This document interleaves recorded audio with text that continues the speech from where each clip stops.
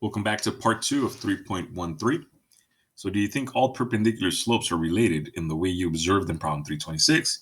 Investigate this idea by drawing 3 different lines with slope triangles on graph paper. So use a slope of 1, 1/3, and negative 3/4, and then draw at least one slope triangle for each line. All right, and then we're going to use tracing paper to rotate them 90 degrees counterclockwise or clockwise, and then rotate them to its slope of the original line and so forth. All right, so if you guys, let's do slope of 1. So y equals, let's do x plus 4. All right, so 4 is right there. I'm going to go by ones again on the x and the y axis. So I go up 1, 1 to the right, up 1, 1 to the right. And that's pretty much my line right there. Okay, continuing in both directions. Let's do a line of 1/3. So I'm going to say that one's y equals, let's do y equals 1/3 x plus or minus 4. All right, let's do it at the bottom. So 4 is right here. We're going to go up 1, 3 to the right, up 1, 3 to the right, and so forth, right? So that's our line right there. Okay. And then our last line is going to have a slope of negative 3/4. So negative 3/4, I'll put it in the center right there. So down 3, 4 to the right, down 3, 4 to the right, and so forth. So that's our line right there. Okay. So let me label that line as y equals just negative 3/4x, and that's it, right? Because this y-intercept is 0. We don't have to write it.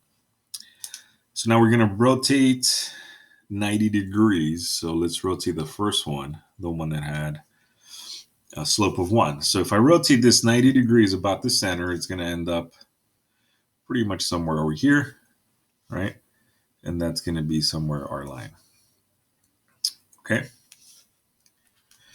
All right, so that our new line here would be y equals down 1, 1 to the right, so negative x, and then it looks like an 8 over here, so plus 8.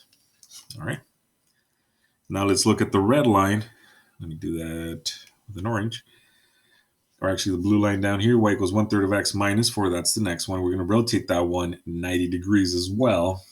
Or clockwise or counterclockwise, doesn't really matter. So if I do rotate this, let me copy it so you guys can see it. Copy and then rotate either right or left. Let's go left.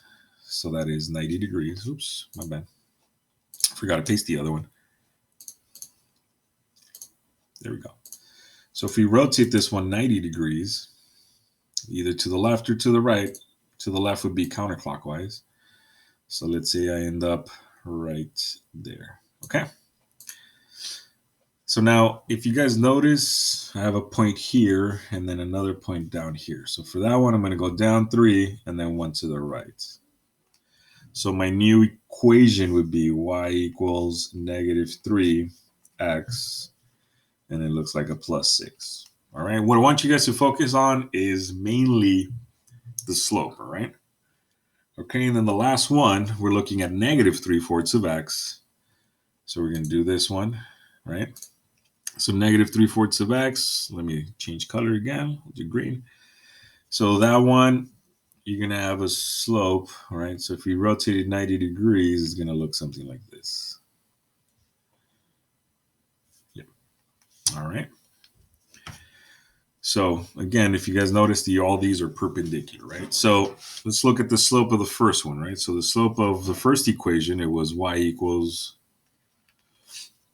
x plus 4, right?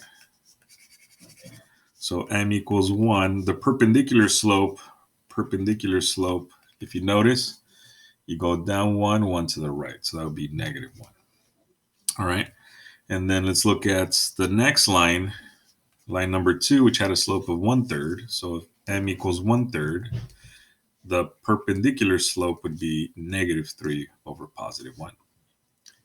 And then the last slope we have right there is m equals negative 3/4. And if you notice, it's the opposite reciprocal, right? So it's 4/3.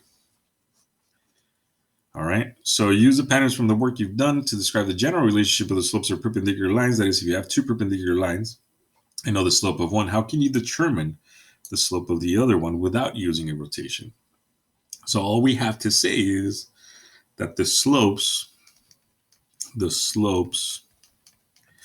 are opposites reciprocals of each other.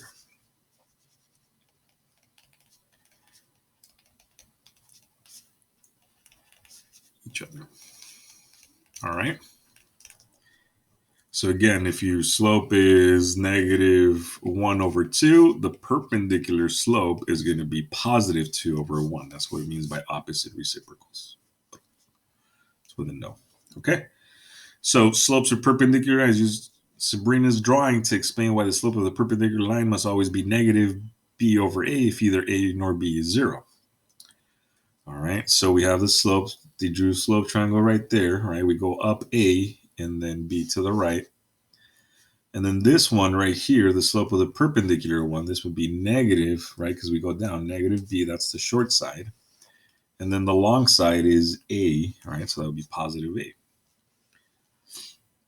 So again, the slope of the original is equal to a/b, and then the slope of the tangent, I'm sorry, not the tangent, the slope of the perpendicular line is m equals -b/a. It's clearly stated in the drawing right there. So what if the original line has a slope of 0? So if it had a slope of 0, right, it's a horizontal line. What would happen if we rotated this 90 degrees? What would be the slope of the horizontal line? So if I were to rotate that, right, so m equals 0, if I take the perpendicular slope, that would be like a number over 0, right? So number over 0. And if you guys are dividing something by 0, remember that is the undefined slope, right? The undefined slope. All right. So use what you learned about the slopes of parallel and perpendicular lines to write the equation of the line that meets the criteria given below. So write the equation of the line that goes through the point 0, -3 and is perpendicular to the line y equals -2, 5x plus 6. So the slope of this one is -2/5. So the slope of the perpendicular would be, the opposite reciprocal of that would be +5/2. And then we're given 0, -3. This is actually our b value, right? Because that is 0, b is our y-intercept. So the new line would be y equals 5/2 times x minus 3. All right. And then the last question, write the equation of the line that is parallel to the line 3/2x plus 5 and goes through the point 0, 7. So if it's parallel, that means they have the same slope. So parallel lines have the same slope. So if this one has 3/2, the parallel line, those two little sticks right there, means parallel, also has the same slope. So 3/2. The only thing that's different is the y-intercept, which in this case happens to be 0, 7. So that's our b value. We don't have to solve for b because x is 0.